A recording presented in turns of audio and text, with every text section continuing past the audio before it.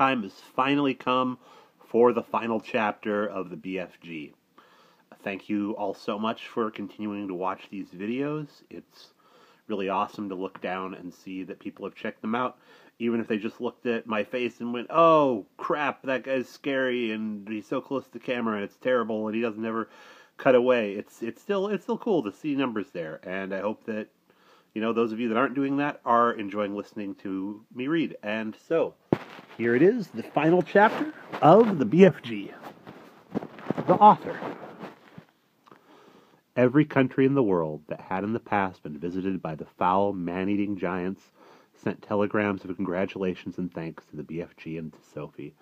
Kings and presidents and prime ministers and rulers of every kind showered the enormous giant and the little girl with compliments and thank yous, as well as all sorts of medals and presents.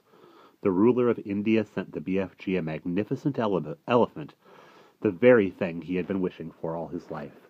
The king of Arabia sent them a camel each.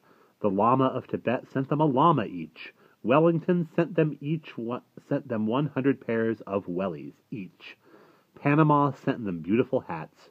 The king of Sweden sent them a barrel full of sweet and sour pork. Jersey sent them pullovers. There was no end to the gratitude of the world. The queen herself gave orders that a special house with tremendous high ceilings and enormous doors should immediately be built in Windsor Great Park next to her own castle for the BFG to live in. And a pretty little cottage was put up next door for Sophie. The BFG's house was to have a special dream storing room with hundreds of shelves in it where he could put his beloved bottles. What is more, he was given the title of the Royal Dream Blower. He was allowed to go galloping off to any place in England on any night of the year to blow his splendid fizz wizards in through the windows to sleeping children. And letters poured into his house by the million from children begging him to pay them a visit. Meanwhile, tourists from all over the globe came flocking to gaze down in wonder at the 9 horrendous man-eating giants in the great pit. They came especially at feeding time, when the snozcumbers were being thrown down to them by the keeper. And it was a pleasure to listen to the howls and growls of horror coming up from the pit as the giants began to chew upon the filthiest tasting vegetable on earth. There was only one disaster. 3 silly men who had drunk too much beer for lunch decided to climb over the high fence surrounding the pit. And, of course, they fell in. There were yells of delight from the giants below, followed by the crunching of bones. The head keeper immediately put up a big notice on the fence saying, "It is forbidden to feed the giants." And after that, there were no more disasters.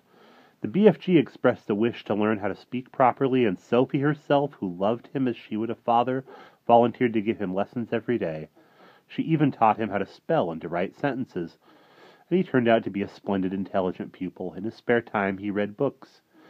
He became a tremendous reader. He read all of Charles Dickens, whom he no longer called Doll's Chickens, and all of Shakespeare, and literally thousands of other books.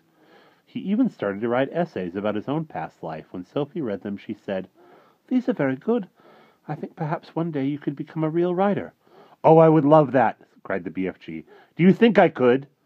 "I know you could," Sophie said. "Why don't you start by writing a book about you and me?"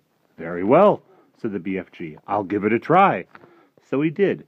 He worked hard on it, and at the end he completed it. Rather shyly, he showed it to the Queen. The Queen read it aloud to her grandchildren.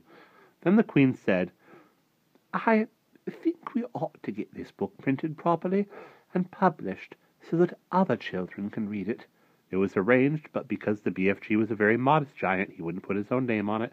He used somebody else's name instead.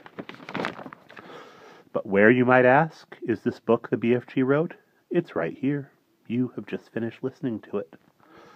And so that is the end of the BFG. In the next couple of days, and just in time for Halloween season, it's going to be The Thief of Always by Clive Barker, my handy-dandy first edition here. And after that, we will do The Dark is Rising by Susan Cooper. Thanks again for watching, and I'll see you soon.